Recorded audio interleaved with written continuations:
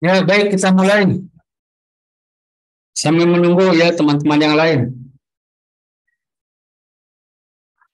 Bagaimana udah clear suara?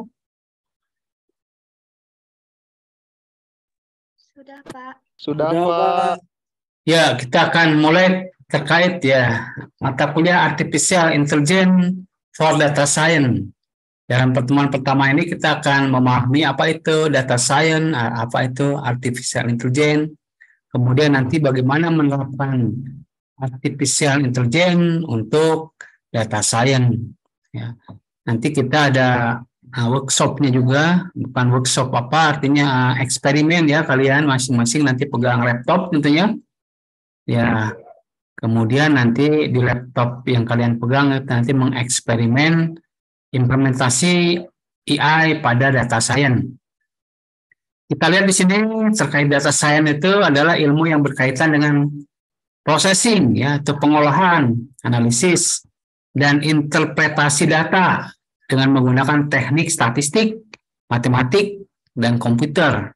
Ya, nanti dalam komputer itu ada berbagai algoritma tentunya untuk mengolah data science itu.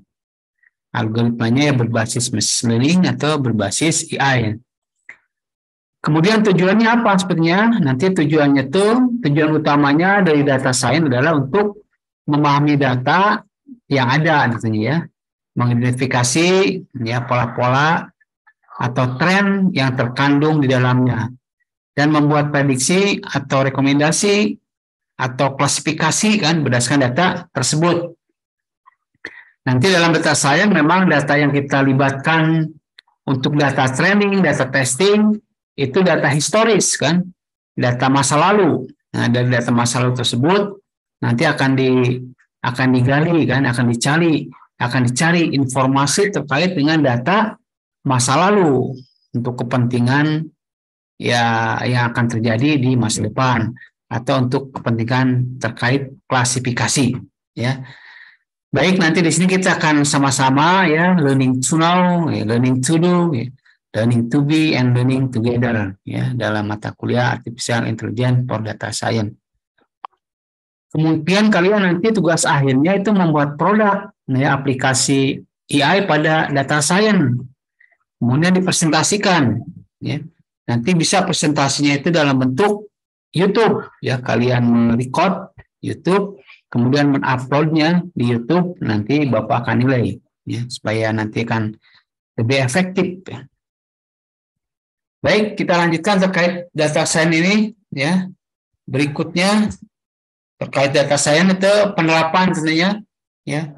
Penerapan nanti bagaimana penerapannya data science ya. Bidang-bidang apa aja yang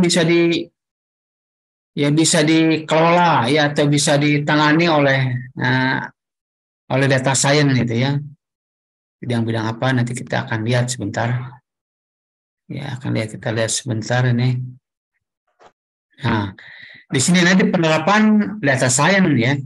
Jadi data science itu digunakan dalam bisnis tentunya dan keuangan untuk mengoptimalkan ya strategi pemasaran, mengidentifikasi peluang investasi ya dan mengelola risiko ya. Contohnya penerapan data science di bidang ini adalah analisis data pelanggan ya, prediksi penjualan dan pengelolaan portofolio investasi. Nah, ini pun nanti kita akan ada kasus-kasusnya ya.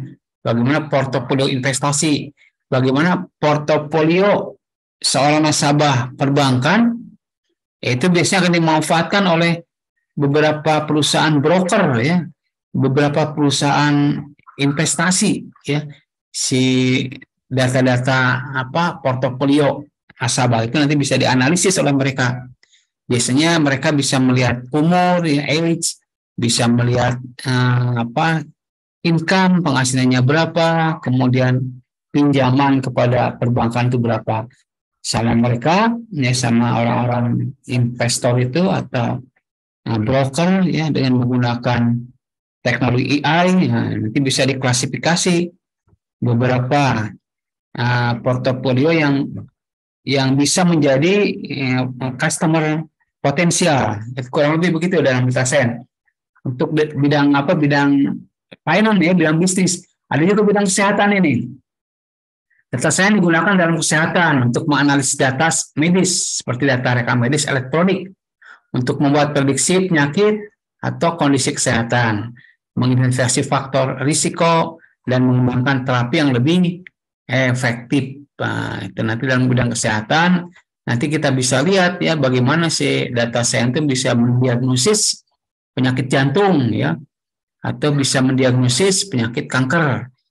Itu bisa sih apa, data science itu dengan bantuan ya algoritma AI, artinya bisa bisa mengklasifikasikan itu ya data-data yang tadi dijelaskan ya.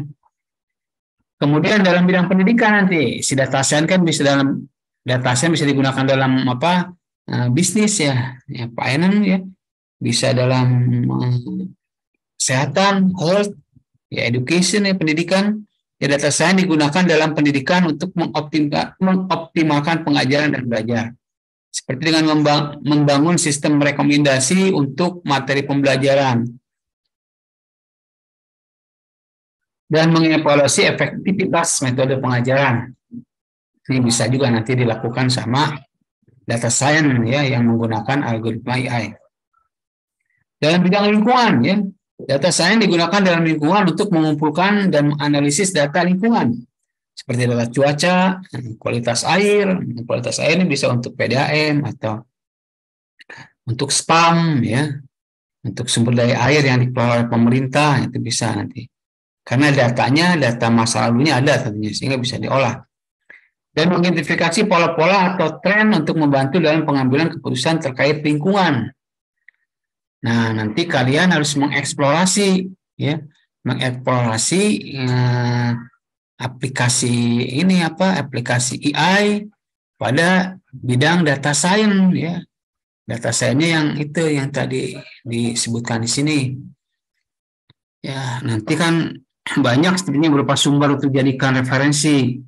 Misalkan kalau kita bertanya kepada Chat GPT, pernah ada yang pakai Chat GPT tidak? Pernah, Pak. Ya, pernah. Ya, berarti kalian punya progres kalau pernah. Kalau yang belum punya itunya apa login Chat GPT dari sekarang harus belajar Chat GPT.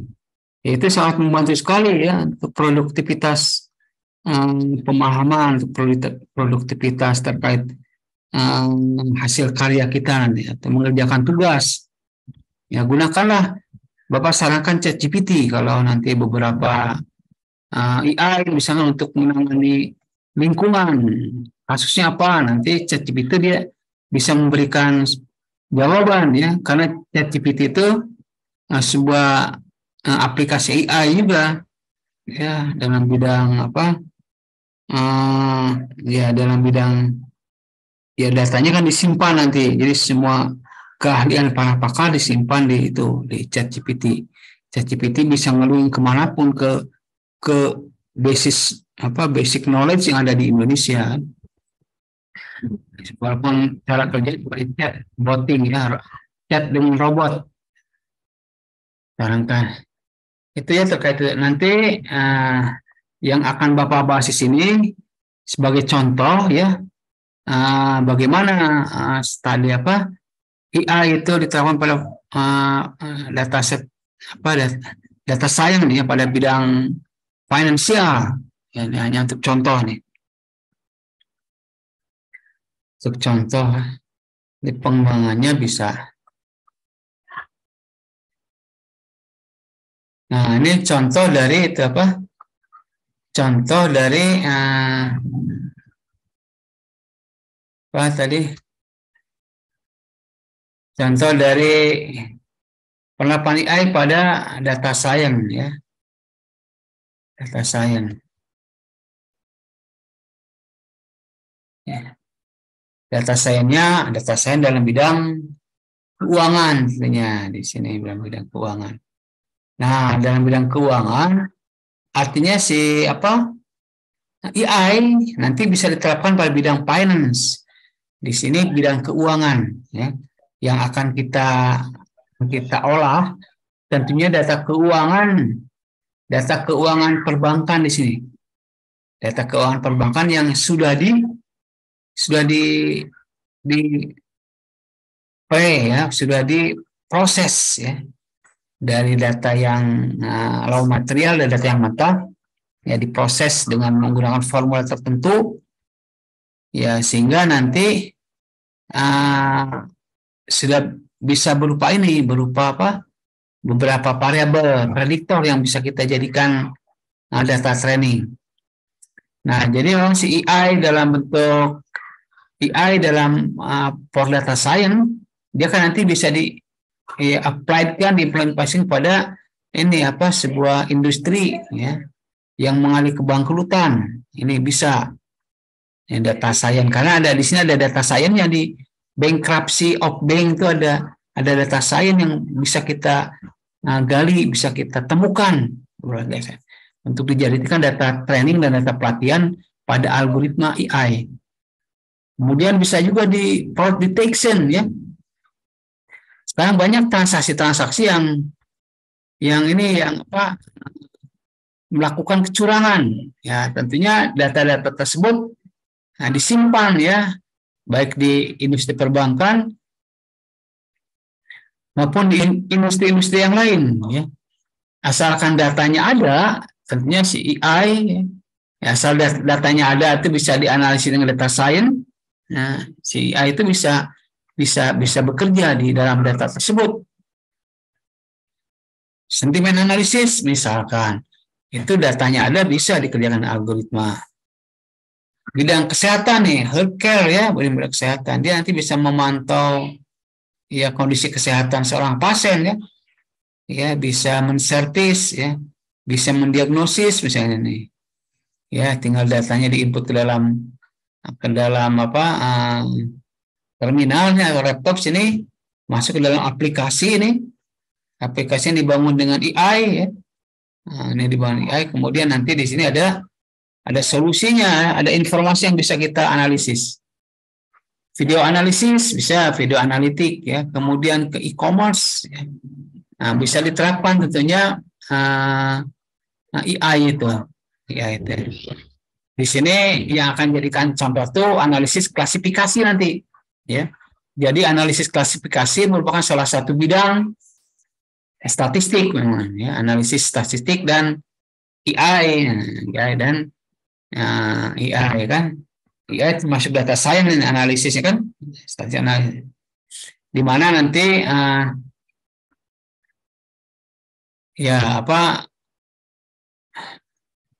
di mana nanti bisa predik ya, bisa mengusulkan untuk yang memprediksi sebuah objek ya, nah, dari kelas yang ada artinya ke dalam grup yang lebih spesifik ya. Nah, bisa klasifikasi kan, bisa prediksi, artinya bisa mengklasifikasikan, bisa memprediksi objek ya ke dalam kelas yang lebih spesifik ya. Nah, classification analysis dapat diterapkan pada banking tadi ya. Yang ini tadi fraud detection, sentiment analysis, healthcare kan, dan e-commerce kan. Tapi memang nanti pada implementasinya ada beberapa kendala yang perlu ditangani gitu ya. Si data science ya, data science ini exception, distraction, gradient itu data science ini. Ya, kumpulan data diolah sama algoritma. Tetap aja masih ada constraint tersebut harus di handle ya. Constraint tersebut ya, itu bisa berupa data outlier, data pencilan ya. Ada missing value ya, nanti missing value itu data-data yang hilang. Ini harus di-handle kan. Bagaimana mengganti data yang hilang? Ada data yang tidak balance ya, bagaimana supaya jadi balance? Ada data yang harus ditransformasikan ya.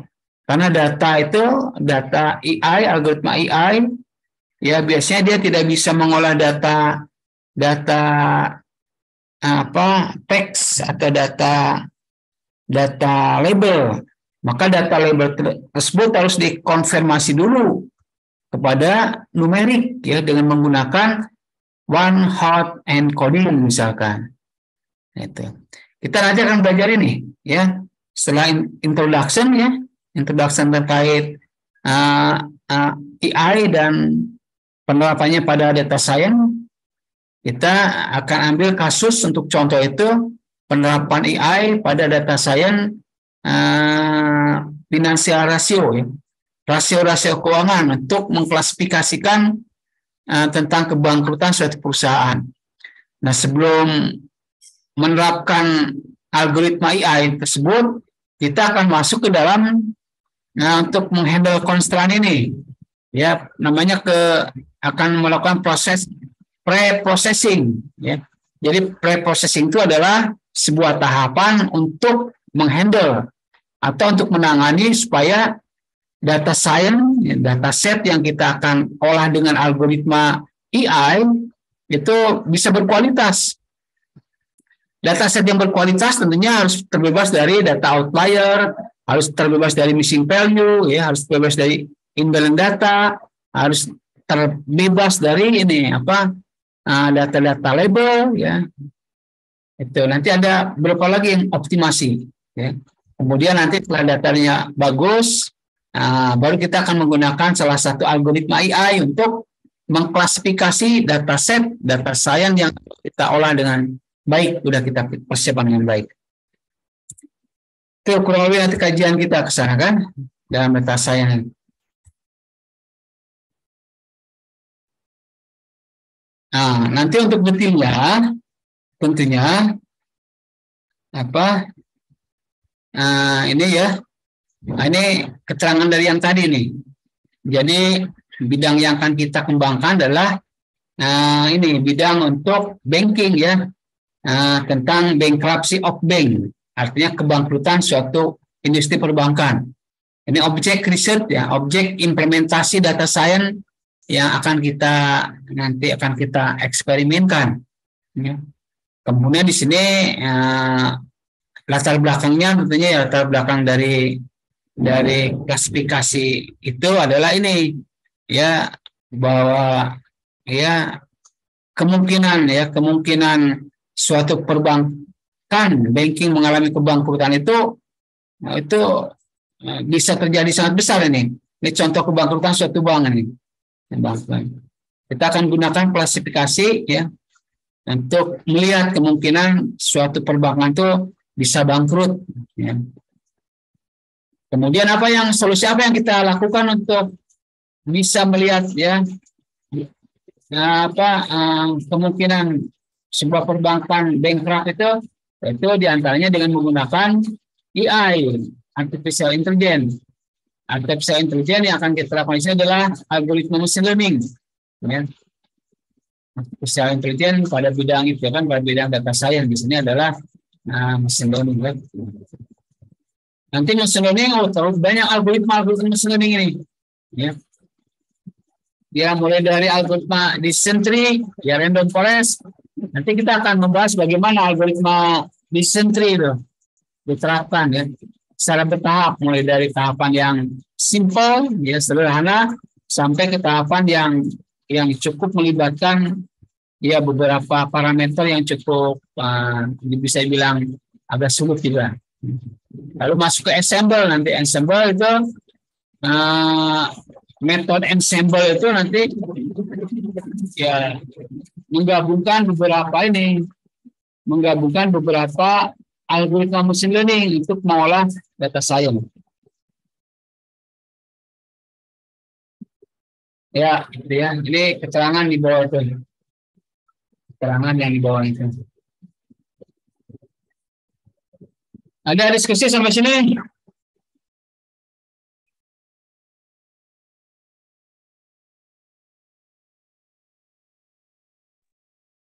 Cukup mungkin, Pak. Ya.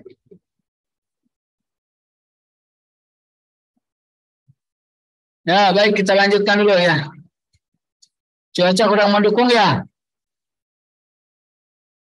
Ya Pak, cuacanya kurang mendukung. Ya, oke. Kita lanjutkan dulu. Nah, ini hanya sebagai contoh aja nanti ya. Kita kan tadi sudah membahas beberapa konsep itu ya, konsep data science ya. Data science itu ilmu yang berkaitan dengan pengolahan data ya dan sebagainya. Tadi kita belum membahas tentang terkait artificial intelligence ya. Jadi artificial intelligence pun adalah ini yang merupakan bidang ilmu ya, bidang ilmu yang mencoba untuk ya melakukan proses ya komputasi ya, di mana proses komputasinya itu meniru kan ya seperti apa yang diperbuat manusia itu kan, meniru kan artificial intelligence ya, kecerdasan buatan ya, artinya sebuah bidang ilmu yang mempelajari ya berbagai algoritma ya yang bekerja meniru ya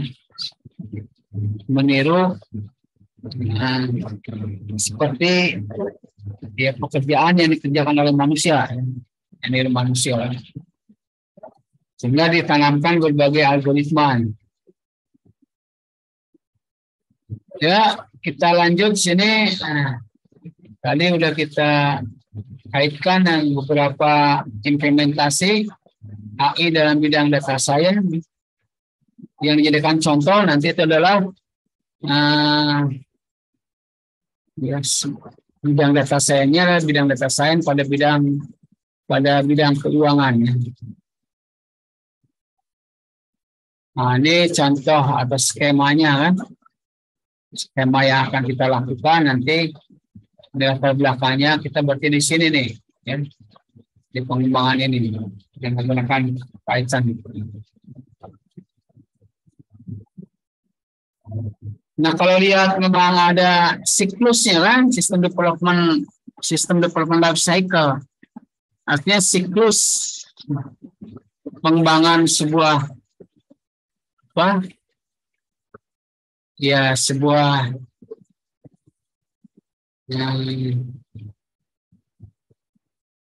data science menggunakan AI juga ada siklusnya. Ada siklusnya gitu. Nah, siklusnya adalah ini, siklus dari